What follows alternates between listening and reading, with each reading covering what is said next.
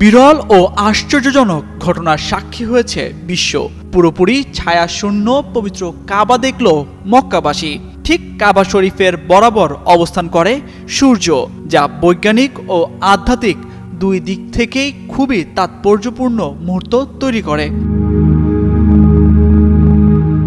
মঙ্গলবার মক্কার পবিত্র কাবার ঠিক ওপরে সরাসরি অবস্থান করছিল সূর্য। এতে করে বিশ্বজুড়ে মুসলমানরা নির্ভুলভাবে কিবলা বা নামাজের দিক নির্ধারণ করতে সক্ষম হন। ঠিক যে মুহূর্তে সূর্য কাবার ওপরে ছিল, তখন আশেপাশের ছায়া সম্পূর্ণরূপে অদৃশ্য হয়ে গিয়েছিল, যা কিবলার দিক নির্ধারণে সহায়তা করেছিল। তবে হঠাৎ করে সূর্যের অবস্থান এমন কেন, তা নিয়ে প্রশ্ন উঠছে মুসলিমদের মাঝেও। যদিও এর বৈজ্ঞানিক ব্যাখ্যা দিয়েছে জেদ্দা অ্যাস্ট্রোনমি সোসাইটি। এক বিবৃতিতে জানিয়েছে, মক্কার আকাশে সূর্য সরাসরি কাবার সঙ্গে উল্লম্বভাবে অবস্থান করছিল, যার ফলে ছায়া সম্পূর্ণরূপে অদৃশ্য হয়ে যায়। সূর্য দেখা যায় এমন যে কোনো স্থান থেকে কিবলা সঠিকভাবে নির্ধারণ করা সহজ হয়েছে।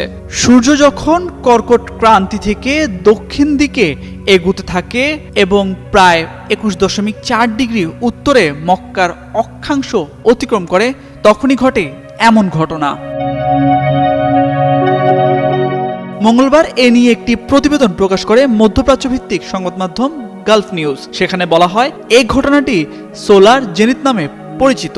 এই ঘটনাটি সাধারণত বছরে দুবার ঘটে। পৃথিবী অক্ষ বরাবর 23.5 ডিগ্রি হেলে থাকার কারণে প্রতি বছরের মে মাসের শেষের দিকে এবং জুলাইয়ের মাঝামাঝি সময়ে এই ঘটনা ঘটে।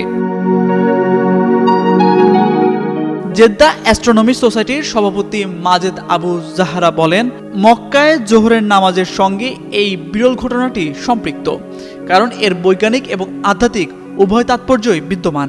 এ প্রাকৃতিক ঘটনা বিশ্বব্যাপী মুসলমানদের জন্য আধুনিক কোনো সরঞ্জাম ব্যবহার ছাড়াই নির্ভুলভাবে কেবলার দিক নির্ধারণ করার ঐতিহ্যবাহী পন্থা। সূর্যোদয়ের সঠিক সময়ে তারা কেবল সূর্যের দিকে মুখ করে মক্কার দিকে তাদের নামাজ নির্ভুলতার সাথে পাঠ করতে পারেন। জ্যোতির্বিজ্ঞানীরা এই সারিবদ্ধকরণকে জেনিথ পয়েন্টের কাছে বায়ুমণ্ডলীয় প্রতিসরণ পর্যবেক্ষণের একটি মূল্যবান সুযোগ হিসেবেও দেখেন। এই ধরনের পর্যবেক্ষণ সৌরজগতের অবস্থান এবং বায়ুমণ্ডলীয় পরিস্থিতি সম্পর্কে আমাদের ধারণাকে আরও স্পষ্ট করতে সাহায্য করে।